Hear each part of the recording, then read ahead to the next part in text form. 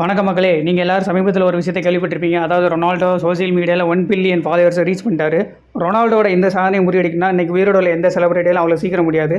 அதுக்கு சில பல வருஷங்கள் ஆகும். அதுக்குள்ளே ரொனால்டோ 2 பில்லியன் சப்ஸ்கிரைபர்ஸை ரீச் பண்ணிடுவார்.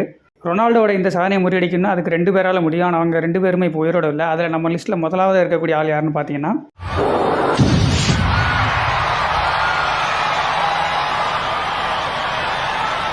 கரெக்டுங்க, அவர் தான் மைக்கேல் ஜாக்சன். ஏன்னா சோசியல் மீடியா இல்லாத காலத்திலே பல கோடி பேரை தன்னோட ரசிகர்களை வச்சுருந்தவர் தான் மைக்கேல் ஜாக்சன். அதுவும் சாதாரண ரசிகர்கள் இல்லைங்க, வெறித்தனமான ரசிகர்களாக இருந்தாங்க. இன்றைக்கி அவர் உயிரோடு இருந்தால் அவர் தான் ஃபஸ்ட்டு 1 பில்லியன் சப்ஸ்கிரைபர்ஸை ரீச் பண்ணியிருப்பார். அதுக்கப்புறம் தான் ரொனால்டோலாம் இருந்திருப்பார். நம்ம லிஸ்ட்டில் 2வது இருக்கக்கூடிய ஆள் யாருன்னு பார்த்தீங்கன்னா My last name is Lee, Bruce Lee.